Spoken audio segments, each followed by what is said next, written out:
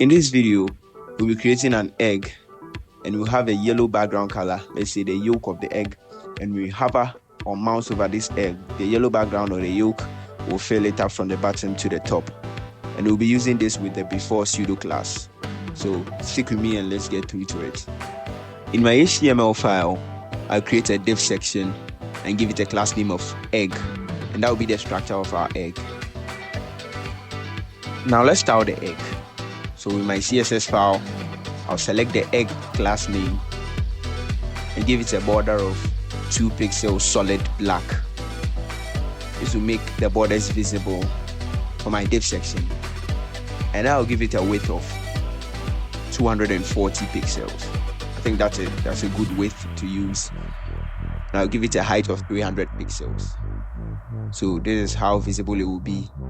Now let's make it a round shape and give it a border radius of 50%. And when you use the 50% border radius, you make the whole box round, one oval shape.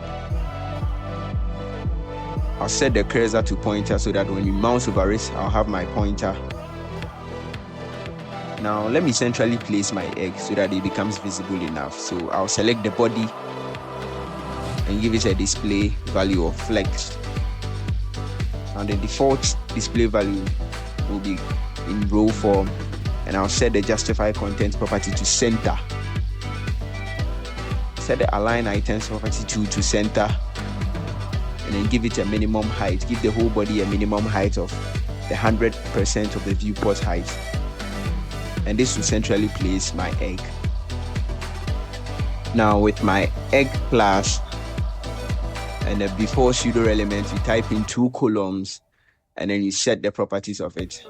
Now before that, I will set the position of my egg class to relative and set the position of the before pseudo class to absolute.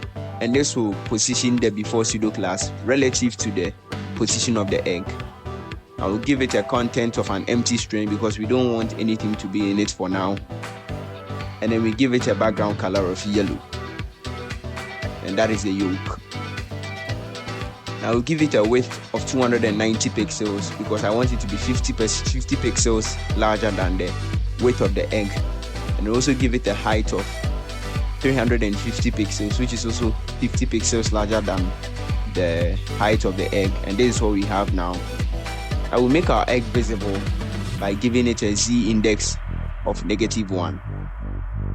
And I will position our before pseudo class -25 pixels to the bottom, and then -25 pixels to the left as well. And this is what we have now. Now let's remove the overflowing background color by setting the overflow property of the egg to hidden. And this is what we have. And let's remove the height of our before pseudo class, our yellow background color. And now we select our egg class. When we hover or mouse over it, we select the before pseudo class and give it a height now of 350 pixels. And we set the transition to 2 seconds ease to get the smooth transition. And this is what we have now.